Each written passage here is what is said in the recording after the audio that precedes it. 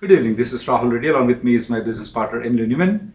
Every Tuesday at 5 p.m. Central Time, we bring in immigration updates. What do you have today, Emily, to discuss? All right. Today we want to talk about the H-1B quota or the cap that's coming up in March for the lottery. It's time to start preparing for those registrations, and the lottery should happen at the end of March with the filing window opening in April. So we'll talk about tips and tricks and what to know about that process. We're also seeing so many times with USCIS still only approving the EAD, not approving the advanced parole. They're not giving the combo card. And then the advanced parole is taking a year to process. Like, people are grounded. They can't travel unless they have their non-immigrant status still, which we're telling people you don't need to keep it, but how are they going to travel if they can't get this AP? So what's going on with that? Remote work still happening quite a bit. What do H-1B workers need to know about that so that they're maintaining their status and being in compliance? And then PERM labor certification processing. What's the latest on processing times, trends, what's going on with that? So to start us off, when should we be preparing for the H-1B lottery? March 19th. Is when you should start preparing? That's what people do. Yes. That's what you're not supposed to do. Do. That's what you're not supposed to do. It is this month, which is January, that you should start contacting. We know that the online system is not ready for you, but this is a time for you to contact the company to make sure that they're going to file the H-1B in the lottery. And somewhere in February last week, we'll get more guidance with regards to it. But your company should prepare. Now, what is required for them to file in the lottery at this point of time? Is there an extra fees? Remember, you told me that you told everybody that there's a hike in the fees they may put it. Is there or is there not for this March? Not for this year. So the planned increase in the registration fee is still just in the commenting phase. There's no way it's going to be implemented by the time this upcoming lottery happens. So it's still $10, has to be paid only by the employer. The documents, we don't submit any documents to USCIS as part of the registration, but we do request documents as attorneys when we're preparing to submit the registration. So we can make sure we have your name spelled right, make sure that you qualify for the master's cap if you're filing under that. So we ask for your passport biographic data page that has your picture and your name and your birth date, country of birth, and all that information on it. We ask for your degree certificates and transcripts so we can verify which cap you fall under and make sure that you'll qualify for the H-1B, depending on what your undergraduate degree may be. And beyond that, we ask for your OPT card if you're on OPT, especially if you are going to be needing the cap gap. We need to make sure we know when your OPT expires, if it's before June 30th, because we have to file the H-1B before that date, not by June 30th, but earlier if you get selected in the lottery. So those are the main things that we need from the employee to get ready. So it's pretty simple, but definitely start getting that information now because you can avoid the big rush that happens in March. With regards to the EAD and advanced parole approval, please be careful. Just watch the EAD to make sure it has an advanced parole. If not, you cannot travel on the EAD. You need to have an advanced parole. With advanced parole, and if you have a H-1B and H-4, which is not stamped, I do strongly recommend that you use advanced parole travel once advanced parole is approved. The reason is that if you come back on advanced parole, your H-1 or H-4 is considered to be still valid. You can extend it, you can change the status, you can change the employer, even though you came on advanced parole. Even though your I-94 says it's advanced parole, even though your advanced parole, your I-94 says it expires, you can ignore it. But be watchful on applying for the renewals of the EAD and advanced parole. You may want to do it 6 months in advance, the EAD and advanced parole. The reason is that it's taking a long time for getting the EAD and advanced parole approvals. So strategically, don't try to file just before it expires, but way before. We recommend at 175 days is the proper time that you need to file for EAD and advanced parole. And if somebody needs it very urgently, then you can contact the USCIS. I don't think so lawyers can be of that great help. Depending on how much you cry on the phone, on what urgency you have, they may grant you an emergency advance parole, which is only valid for 30 days though. And if you want to get these things expedited, there's only one, is called writ of mandamus, then you'll have to go to the federal court. And if you want to do those things, you may want to get the help of a lawyer. Our lawyer in our office is Stephen Brown, who could be of help in getting these advance paroles and EADs with the writ of mandamus. Anything else, Emily? Remote work. What do H-1B workers need to know? So here's my question, Emily. I am working in San Francisco on an LCA, and I'm working in San Francisco with Apple. Now, I'm moving to Dallas, and is there a problem? I'm working from home. I'm not working from the office. Why is it a problem for you? Yes, because the actual physical work location is changing and it's no longer in the same metropolitan area. It is considered to be a material change, even though the remote work is not changing, the job duties aren't changing, but just because you're physically going to sit in a new city, that's a material change which requires a new LCA. And whenever there's a new LCA, that now requires an amended petition be filed. So you have to get that amendment filed before you start work in your new home. It cannot be filed afterwards? Correct, yes. That's very stringent. And USCIS does verify timing of things. They'll look at your pay statements and say, hey, the address shows this person's been in Dallas for the last 3 months, but they're just now filing the amendment. They filed it late. They can access driver's license records, anything that's all public data for USCIS with the states. So they have a lot of digging power and can figure out if you moved before you filed that amendment. This question comes very much, Emily. How do they know? The government has eyes, ears, bugs, I don't know, whatever you call it. They have every method to find out. And they will ask a simple question. When did you actually move to Dallas? If you answer a wrong question, they find that out, then you will be barred for misrepresentation forever. So I would rather want to get this guy, give the correct information, maybe get the denial, maybe go to India, get the stamping and come back. But I don't want to give any wrong information to the USCIS under any circumstances. So please be watchful that remote working is perfectly allowed, but you must be working within the same MSA or geographical area where you're located. You cannot move from San Jose or San Francisco to all the way to Dallas and work remotely without getting H-1B amended. Now, if the H-1B amendment is filed, you can start working. You don't have to get the H-1B approval before you start working, but you need to have the amendment filed before you move out to a different location. And this is very commonly we see mistakes that we find out. People just ignore it. They found it way later on and get into trouble. With regards to the PERM labor certification update, guys, if you do not have an I-140 approval, guys, I don't want you to waste any more time. You need to contact your company to apply for the labor certification and I-140 application. Don't waste a single day. Just try to do it as fast as possible. Nowadays, the update today is that when I spoke with our head of the department, Crystal, who does all the labor certifications for us, what she said is that they are adjudicating the labor certifications that she filed in the month of April. Somewhere about 19th, 20th of April is a time frame that she has been getting the labor certification approval. That means that the labor certifications filed in April of 2022 are getting approval right now. Now, H-1Bs can be filed in a matter of weeks or maybe 10 days time from the starting to the end. Labor certification does not work that way.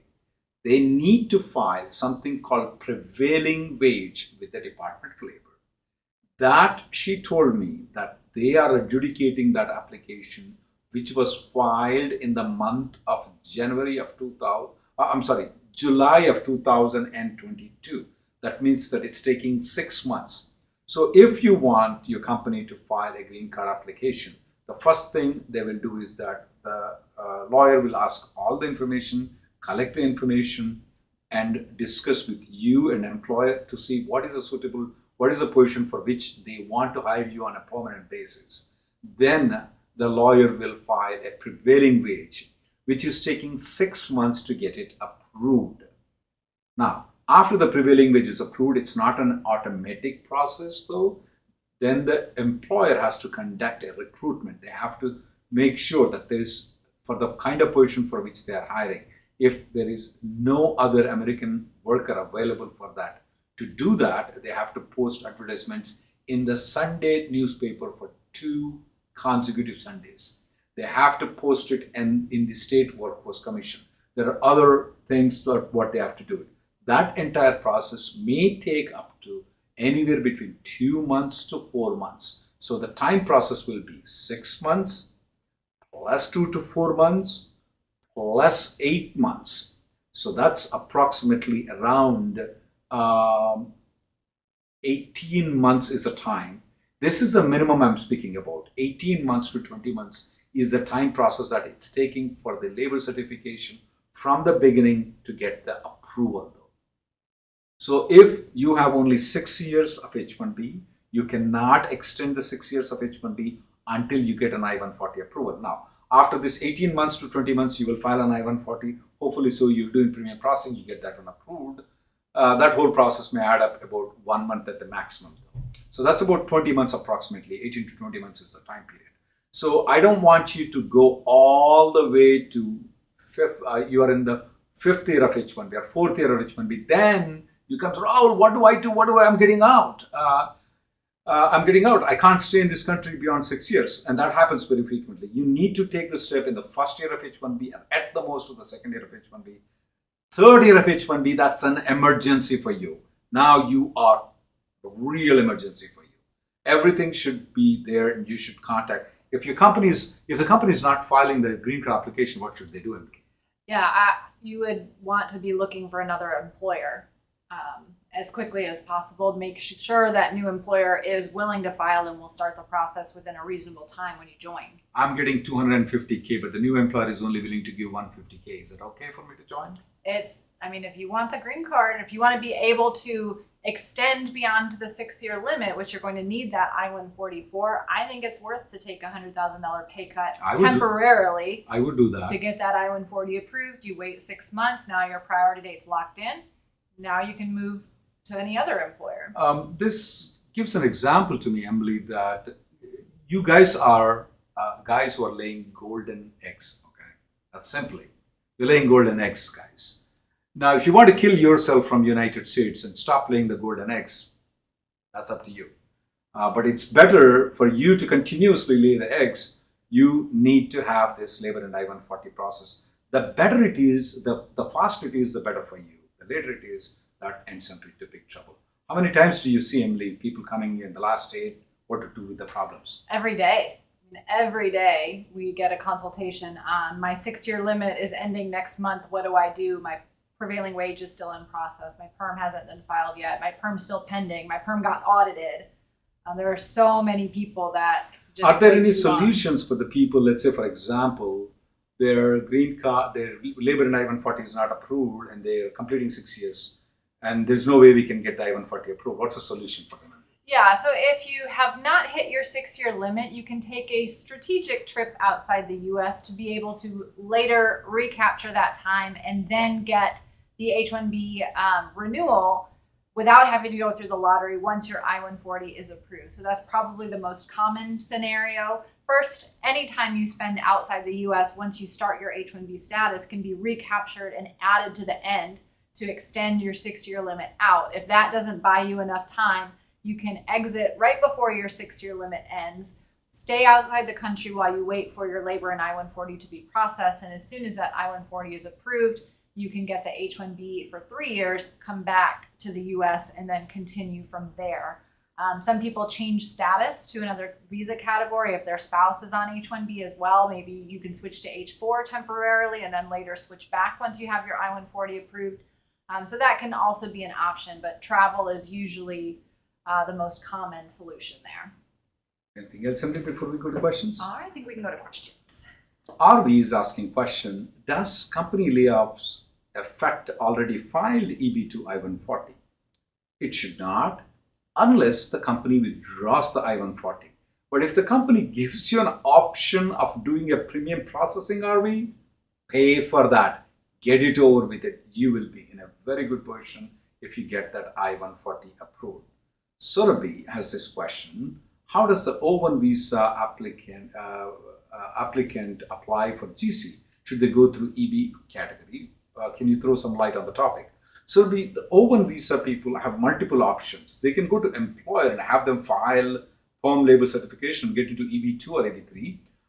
Since they already got a O1 visa approval, they may be eligible for a EB1A category. It's called extraordinary ability. There is a good chance that they will be eligible. It should be evaluated.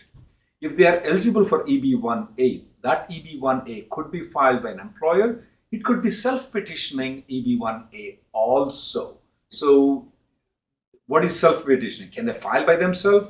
Does the employee can sign by themselves? Yes, they can sign by themselves and file the application in EB1A category. They don't need any employer to sign the application.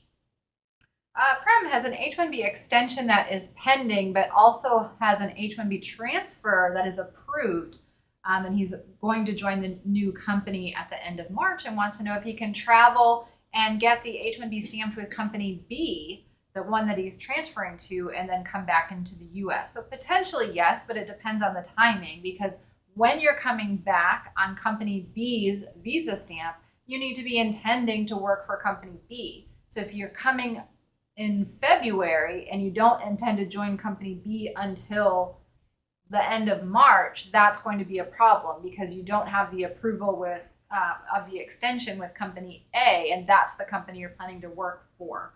So it only works if you're intending to start working for company B as soon as you arrive back into the US. Lokesh failed to update his change of job during the master's program in that SEVP portal a while back, and already got the H-1B approved after that. PERM's been approved and just wants to know what impact that will have on the green card in the future. So we generally don't see the late updating of that information in the portal leading to any kind of finding that you violated your F1 status. And especially if you have traveled since then, you've cured that violation, re-entered an H-1B status. It's not something that is going to impact the green card in the future, as long as there was never any finding that you violated your F1 status because of it, which is quite unlikely. Manish has this question: how does the DUI charges at the time not convicted, but it will affect the H-1B renewal or already applied I-485?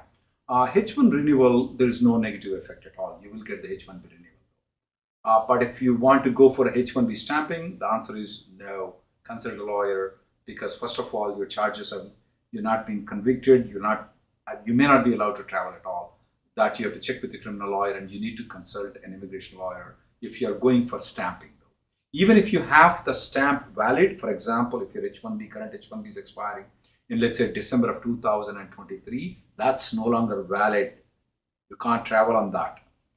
You can't go outside the country and come back. You can't even go to Mexico or Canada and come back on that one. With regards to the 485, you will definitely be interviewed. We would recommend that you inform the USCIS about the DUI charges, and they will conduct an interview. It will be better that if you can resolve this as soon as possible, because the 485 application, they may hold it until you get the DUI case resolved. Josh had an H-1B based on a project with company A that was located in Pennsylvania while he was working from home in Ohio. And then now has changed to a different client that's located in Wisconsin, but he's still working from home at the same address that was listed on the LCA. He's going for stamping. What does he need to do? Because of the change in client, that means whatever documentation that was submitted to show that you have work available in your H-1B petition has changed, because you were with client A, now you're with client B. So even though the work location hasn't changed because you were working from home, I generally would recommend an amendment be filed, because when you're going to the consulate and going for your visa interview and saying, I'm working for client B doing X, Y, and Z, they're going to look up your petition and say, hey, here it said you were working for client A. This is completely different.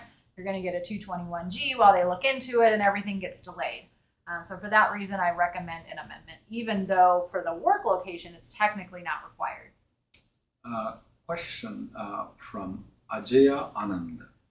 How do we safely move from to F1? H-1B and I-140 is approved. On the F1 visa, there is a column that asks, have you ever applied for the immigrant visa? You have to answer yes to that question. However, we haven't seen much problems when people were moving who have answered the question that the I-140 has been approved. We haven't seen any problem yet. So you could say that you have applied for the I-140 and you got the I-140 approval and moved to F1. We haven't seen it. But Ajaya, you may want to consider a thing called compelling circumstances EAD. The compelling circumstances EAD is where you may be eligible for it. I want you to watch the video we made about 3 weeks ago. Just search in the YouTube compelling circumstances EAD Reddy Neumann PC. You will find that 10-15 minutes video. Viabob had submitted a supplement J to use AC21 with his EB3 I-140, and then also submitted a supplement J to interfile and move to EB2 based on an EB2 I-140. And he wants to know, am I an EB2, EB3, or both? A very common question, and there's not a good answer, except I can surely say that you're not in both. You can only be in one at a time. But to know which one USCIS considers you to be in, just because you received the Supplement J approval does not mean they completed the interfile and transferred the underlying basis. That's typically done when they're looking to actually adjudicate the I-485 application.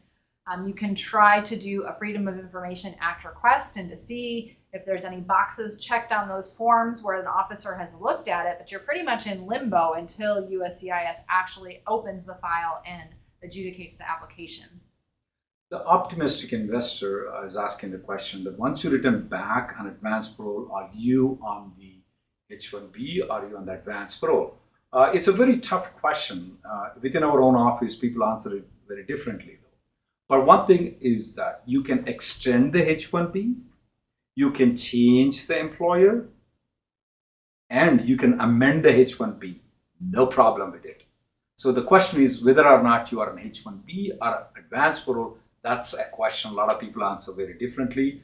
But your H-1B is still, you can extend it, you can work on it, you can change the company with a different H-1B, you can extend the H-4, you can extend the H-4, absolutely no problem with it. Self-Made wants to know if can we travel when the advance parole extension is filed and still pending when the first advance parole still has a few months of validity left. The current AP is valid till May 2023. Extension was just filed last week.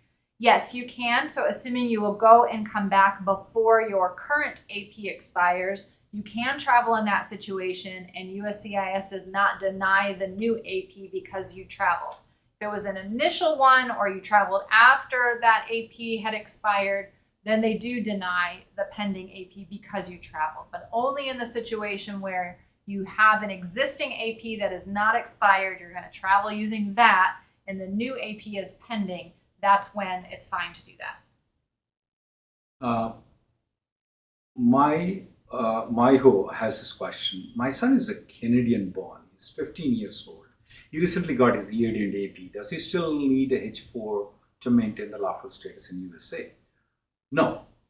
EAD and AP are considered, especially at the adjustment of status, EAD and AP are considered to be a lawful status now. Now, one thing is that I don't know if your child is locked in the age or not.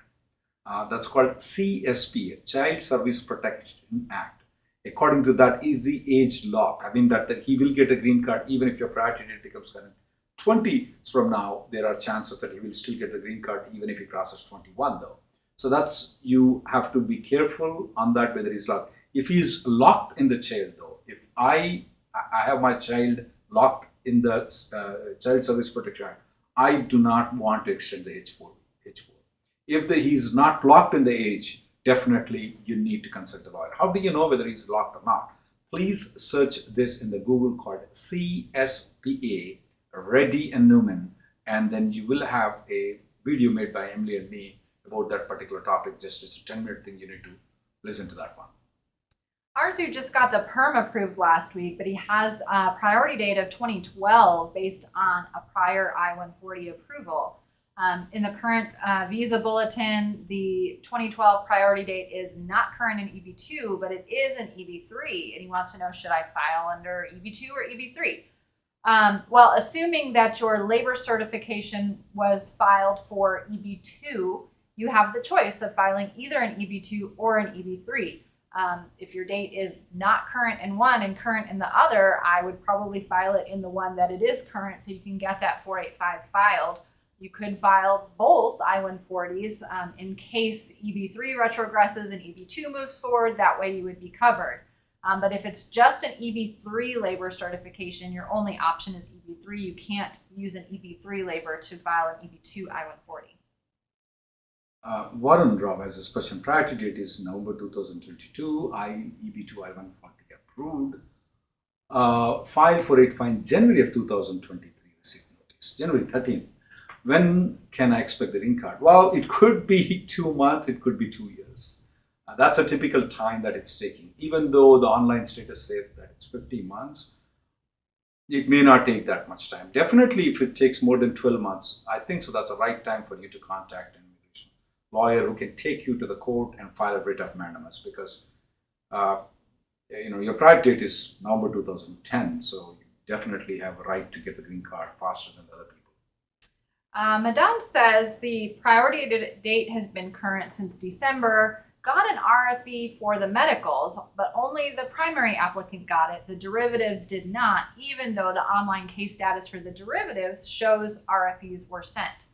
He's opened the service request, but they're saying it's going to take 30 days. What if the date retrogresses? What's the best approach? So you can consider, if assuming that everybody needs the medical exam, go ahead and get everybody's medical exams. Maybe have the doctor provide 2 original sealed envelopes for your dependents. Send in one of those with your RFE response, because they're all going to go to the same officer. So that officer should be able to see that everybody's was submitted and apply it to your dependent's case and approve everybody. But if for some reason the officer misplaces it, or it's a different officer, the files got separated, you have that second copy available by the time you do get that RFE through the service request. But I think that gives you the best chance of potentially getting the approvals for everybody before any retrogression happens.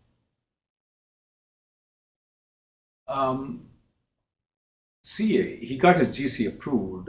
He moved to the vendor. He moved from the vendor to the full-time to the client. He got the GC before filing a 485J supplement.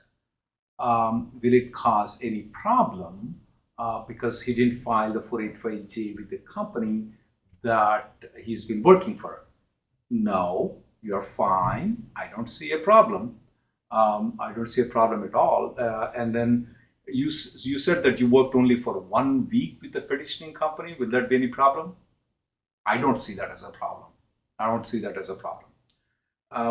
Pushpendra Tiwari, Emily, I want your attention on this question though, as this question comes very, very common. Can an employer withdraw the I-140 after 180 days? Yes. What are the negative consequences if they withdraw after 180 days? The good thing is the only negative consequence is you can't use that I-140 to file the 485 once the date becomes current. But you can use it for every other purpose. You can use it to keep getting those H-1B extensions beyond the 6th year with any company, doesn't matter if the current company filed the I-140 or not. You can use it to get the H-4 EAD for your spouse as well. The only thing you can't use it for if it's withdrawn is to actually file and receive the green card. Can I port the date to a different company with this, even though it's been withdrawn? Yes, absolutely. How come a lot of websites says that the employer cannot withdraw after 180 days? So I think that a lot of people interchange the words withdraw and revoke. And so a lot of people would always say, oh, my employer is revoking my I-140. And that's what used to happen when an employer would withdraw. USCIS would turn around and revoke because the employer withdrew. But now, after 180 days, the employer can still withdraw, but USCIS does not revoke it so that you can keep using those the I-140 for all of those other purposes. So it's just more terminology, I think, people got confused on. Emily, I want you to differentiate between a non-profit organization. Are all non-profit organizations eligible for cap exempt, or only certain non-profit? For example, is Red Cross eligible? Or is a Temple eligible? No, not all. Just because they're Well, non-profit. Red Cross is a non-profit organization. Temple is a non-profit organization. Why are they not eligible for filing the exempt H-1Bs though? Right. Only certain nonprofits are eligible. They have to be affiliated with the university or be a research organization or a government research organization. So just because they're nonprofit does not mean they are cap exempt. So Only they must be ones. a nonprofit and higher education institutions. They are the ones that are exempt, and there are some very tight exemptions available. If, let's say, for example, your consulting company is actually placing you in a university, there are some very narrow exceptions available where you may be eligible, but you need to check with the lawyer. But it cannot be just nonprofit. It has to be nonprofit and higher education institutions like Red Cross cannot be eligible for this exempt H-1B. Institutions like churches, temples, they are not exempt from some of the charitable organizations that we know about. They may not be eligible. They must be higher education too. So a lot of people get confused in nonprofit organizations. Nonprofit and higher education institutions are exempt from the H-1B numbers. They can file a H-1B. They don't have to go through the lottery. Like the way we are discussing, that people need to be prepared for filing H-1B, and they need to prepare right now, not in the month of March. When it comes to the nonprofit and the higher education, there's no time limit. They can file at any point of time. There is no prescribed time limit for them. Morelli has a friend who got his H-1B selected in the 2018 cap.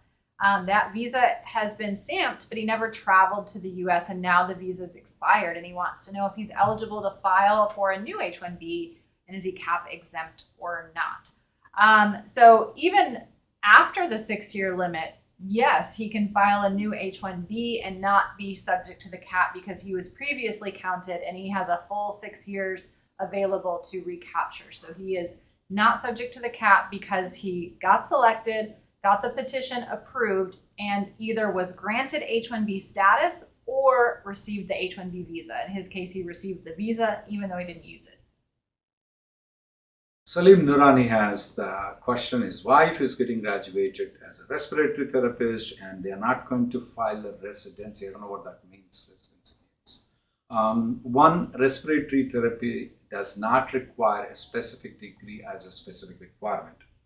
Occupational therapist, physical therapist, and speech therapist requires a specific degree, but respiratory therapists, even if they don't have a bachelor's degree, they would be eligible for it. So it's a very tough question for the H-1B.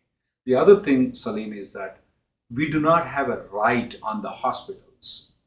Just because they are providing you a job on OPT or STEM extension, whatever work permit, you do not, or your wife does not have any right. You have to file the H-1B. You have to file the green card. There is nothing like that. It's up to their option whether they want to file any of those things. It's the employer option. We cannot force them. You may want to have your wife consider to see if she wants to graduate in an occupational therapy instead of respiratory therapist, and that may require some more education for her because that's easier to get the sponsorship in the H-1B category as compared to respiratory therapist. Now, for the position of physical therapist, they have increased the bar. Most of the states now require a doctorate degree or very high, probably even master's degree in some of the states to get the physical therapy license. And the same is true for the speech therapy. But at this point of time, occupational therapist is where they're only requiring bachelor's degree. So my wife is in the profession, so I know very much about those educational degrees. So respiratory therapist is a very tough thing to get the H-1B approval. So you may want to see if your wife wants to move to another thing. Abhijit says, can you elaborate on the process for moving from the employment-based 485 to the family-based 485? Primary applicant got the green card and the dependents are on the employment-based 485, meaning they didn't get it yet, it's still pending. For dependents of a green card holder, you qualify under the F2A category in the family-based side. Instead of filing an I-140 by the company, you file an I-130. That's filed by the green card holder on behalf of their dependents. From that point, and the I-130 is just to show that the family relationship is there. So you have to provide marriage certificate, birth certificates, things like that. From there, whether you can have your dependents file another 485 in the family-based category or they have to consular process depends on whether they're still maintaining their non-immigrant status. If your spouse had their own H-1B and is continued in that H-1B status, then your spouse could file a 485 along with that I-130 petition. But if your spouse was on H-4 at the time you received your green card, then the spouse is no longer in H-4 since you're no longer in H-1B, and the spouse cannot file a 485 at that point. They have to consular process. So that means once the I-130 gets approved, it will be sent to the National Visa Center. The National Visa Center will contact your spouse to have her fill out the DS-260 form online, pay the visa application fee, pay an affidavit of support fee, upload all of the documents into the SEAC website. Once the NVC confirms that everything is there, they will then send the file to the consulate and schedule your spouse for a visa interview for the green card there. So it is another process. It is a more cumbersome process compared to adjustment of status, but it is another option if your employment-based priority date has retrogressed so far, it may be worth to do that. Riaz has this question. He has his GCEAD and no longer an H-1B. Good for you, buddy. I'm very happy for you. You moved to a different state. Do you need to file a new PERM? No. You don't need to. You don't need to file an amendment if you're on a GCAD. All Emily was speaking at the time about remote work, moving from San Francisco to Dallas, all that example, not for you. You are free from Dallas. Now you want to move to Alaska? Go do that. You want to move from there to Hawaii? Go do that. No amendment is required for you.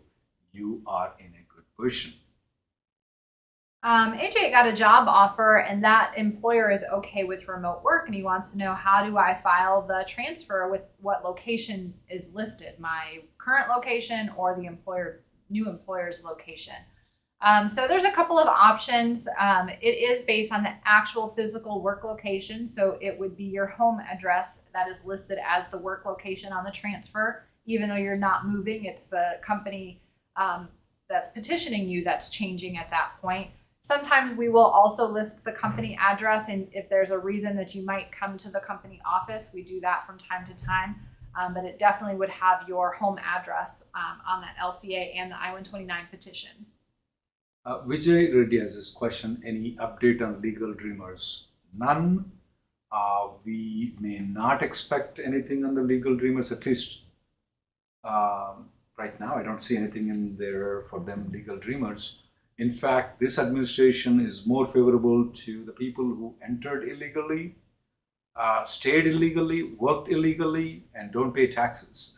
They are more interested in them than the people who stayed legally, came legally, maintain their legal status, pay taxes. I don't know why I can't make them focus on the legal dreamers. I'm just a small guy, guys. So keep writing letters for the congressman that what about the legal dreamers? That's all I can tell. Question from Juan. Can I do non-STEM job while on AP? 485 is pending. Is re-entering into United States, is that going to be a problem? First of all, if you are the primary applicant, and if your original job is in a particular profession, you're leaving that job to take up an entirely different profession. For example, if you are the primary applicant, your labor and I-140 has been filed as a software professional, And now you want to become a lawyer like me before you get the green card, leaving your software profession. That is a big no, no, no. Now, if on top of the software profession that you do, on the side you want to do something else, that may be allowed, but leaving your main profession and doing a lawyer profession from software profession, it's a big no-no. If you're a primary applicant, that's the reason I was telling. Now, if you are a dependent, for example, I was a dependent on the 485 application. I'm not a primary applicant. So what did I do when I got the EAD? The first thing I did, I want to get a job. So I went to Pizza Hut. I got a job in Pizza Hut. Then what happened? Then I applied for a job as a lawyer. I did a lawyer job. Now, on the EAD of 485 application, I was a Pizza Hut delivery person. I was a lawyer. Those two are completely different professions, though. But I was a dependent. That is perfectly allowed. My main applicant actually was a physical therapist. She was still a physical therapist and was doing a physical therapy. That's fine. But I, as a dependent, could do any legal job. Let's see. Edward has the priority date in May of 2020 in the rest of world category, which was current in January, but now retrogressed in February. He just got the RFE for the medical. And he wants to know, if I send that in now while it's still in January, can I still get my green card? Potentially. I would say send it in immediately. If you haven't gotten it yet, find the fastest doctor you can find and get that mailed in. Send it by FedEx, overnight, whatever you have to do. So if they don't receive it before January, then there's no option. But even if they receive it in January, it's up to the officer who gets that medical exam, opens your file, looks through the file, and determines if everything's ready to be approved if they get that done by January 31st. There's no guarantees of it. It depends on the individual officer. Where is your case at in the stack on their desk? They may not get to it, even though you acted promptly to reply. Shalini has this question. Shalini is from the rest of the world, not from India or China, and her priority date is October 2019. She changed the employer in December 2020. Can she use the PERM with a new employer and use the old priority date? The answer is yes. You can use the old priority date to apply for the to port it to the new one. But what I'm a bit confused about it, how do you determine your priority date is October 2019? The only way for you to carry that priority date is that there must have been an I-140 approval. If you have just filed the PERM application, that's not going to be good enough for you to carry the priority date. You must have filed the PERM application, you must have filed the I-140 and got the I-140 approved. Once you have the I-140 approved, that priority date is tattooed on your face with you, and you can carry wherever you go with the new employer, and the new employer can port the date. Now, since you left the company in December 2020, that's fine. You can still carry the priority date of October 2019. And it will be in your best interest right now for you to have the priority date of October 2019, because we are expecting the priority date to go back for the rest of the world in the coming months. So I would like to retain the priority date of October 2019. Gietta applied in 2020 when the filing date became current by downgrading to EB3, and then filed an EB2 by interfiling the supplement J when that became current in EB2, and wants to know if the son's age got locked. He's 13 years old now. So the son's age would have been locked if your EB2 I-140 was approved and at the time the EB2 final action date became current, the first date of the month on that month if your 485 was pending. So without knowing your priority date, we can't say for sure, but if your final action date in EB2 actually became current while that 485 was pending and you did that transfer of underlying basis, that would have locked in your son's age. But it was not locked based on filing under the filing date in the EB3 if the I-140 was still pending and if the final action date never became current in EB3.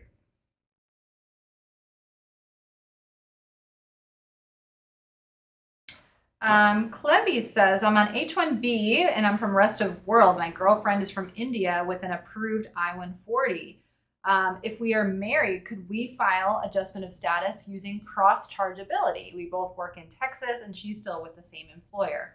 Absolutely, yes. So you can use her approved I-140 for both of you to file the 485, even though the date is not current for her, it's current for you. Under cross-chargeability, your spouse can, you can take advantage of your spouse's country of birth to file the 485 early.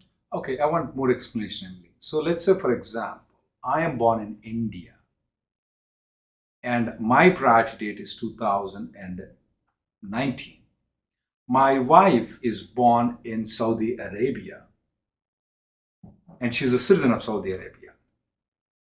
Can I use my wife's country of birth to file a 485 even though it's my I-140? I'm the primary applicant? Yes, spouse cross-chargeability does allow that. What if my wife is only born in Saudi Arabia? She's not a citizen of Saudi Arabia. Is that still applicable? Yes, it's still applicable. It's based on country of birth, not country of citizenship. Just want to clarify, Emily.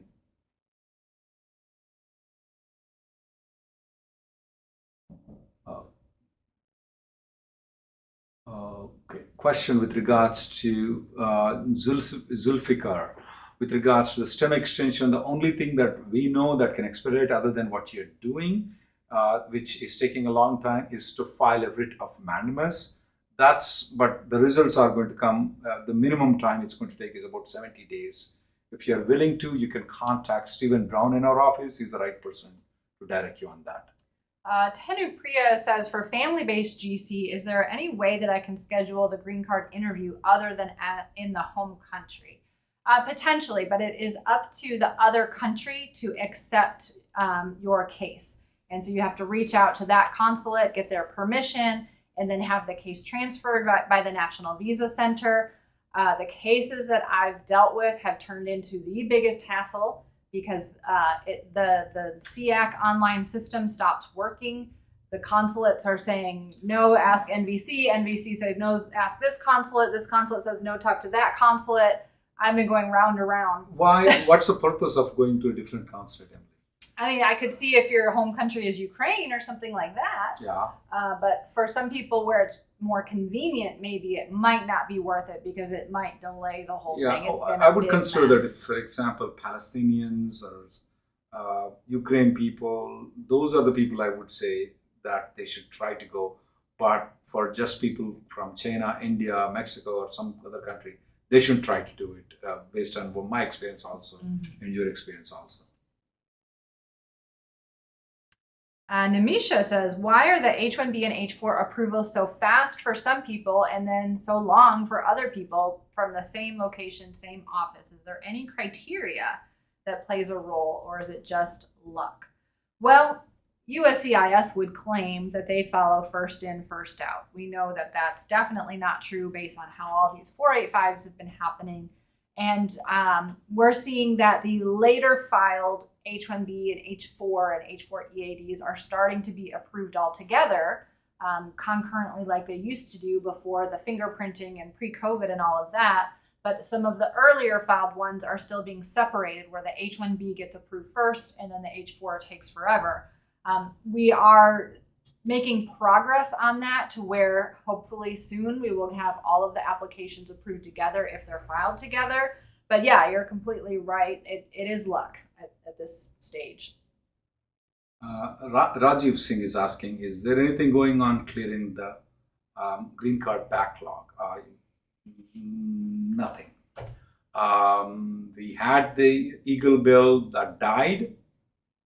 We had a similar bill about that 2 years ago that passed through the House, but it passed through the Senate, but it was not the same bill because of the technicality, it got dead. Right now, there is nothing on the table that we can say that is going through the Congress at this point of time to clear the green card backlog. We don't see anything. The only thing we may expect to see is that if the administration will come and change something at this point of time, the administration can dare to do it because its election is over, the next election is almost 2 years from now. They could do it. So you may want to put a pressure on the administration But the administration cannot cannot actually change the law. They can interpret the law in a way that is more suitable to us. Especially for the green card backlogs, what we tell the administration is stop counting the family members, only count the main applicants, and that will get the green cards for the rest of the people. So we did put a letter there. We expect, Rajiv, that you, your family, your friends, and all those people whom you know don't want any discrimination done. They should write the letters, and we have put that letter at the bottom. We do expect you to be responsible. At least you write the letter, have everybody write a letter. Zulfikar says, it's been 2 months since I filed the STEM OPT. I called USCIS. Oh, you already got that one?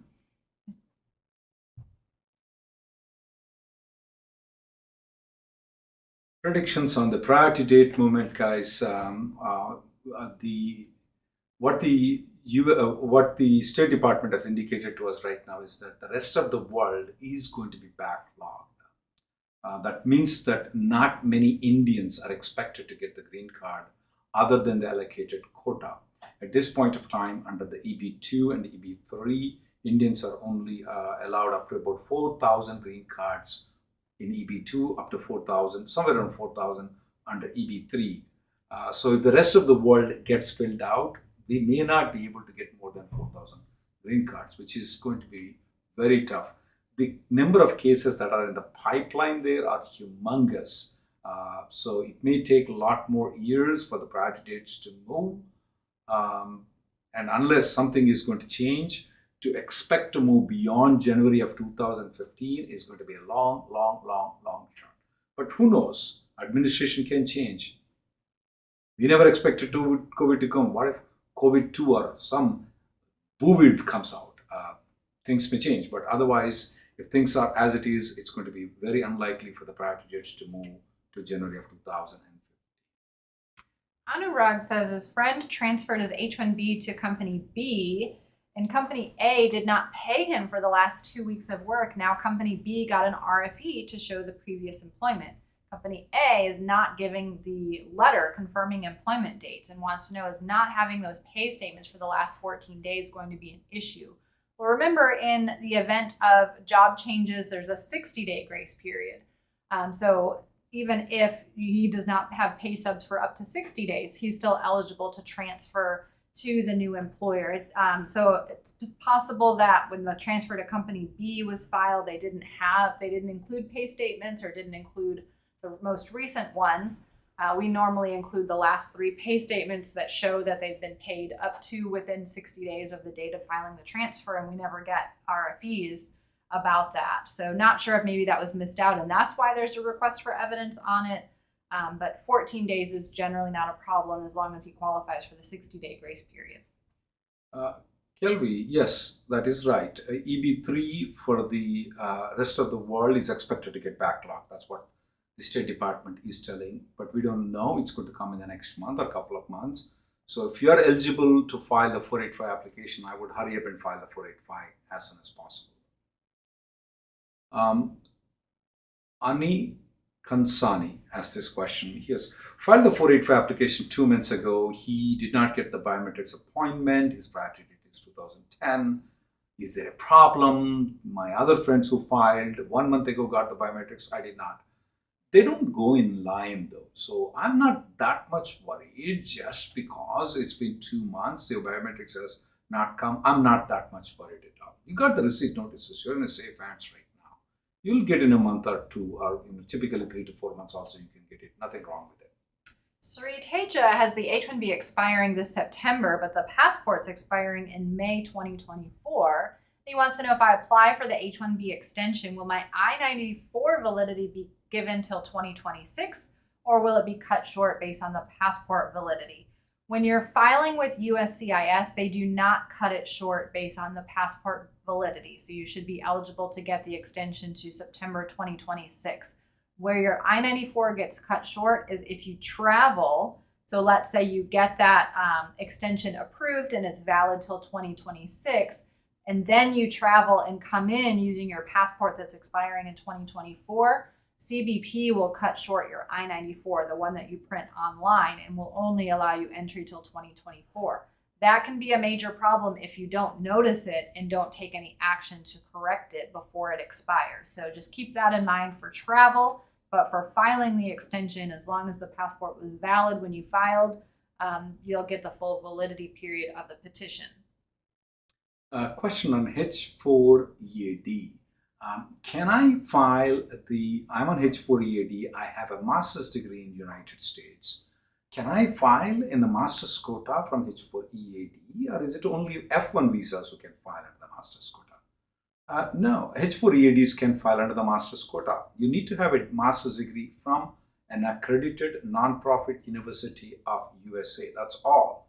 It doesn't matter whether you are an F1 or H4 EAD or any other visa. You can file for the H-1B under the master's quota. You don't have to go under the general quota. All right, well, looks like we're out of questions for today. Should we wrap it up? Yep. All right, thanks so much for joining us. Don't forget that you can subscribe to our newsletter by going to rnlawgroup.com. And if you didn't get your question answered, you can always check out our daily conference call on Zoom. And you can get the schedule and login details for that at rnlawgroup.com. Thank you very much.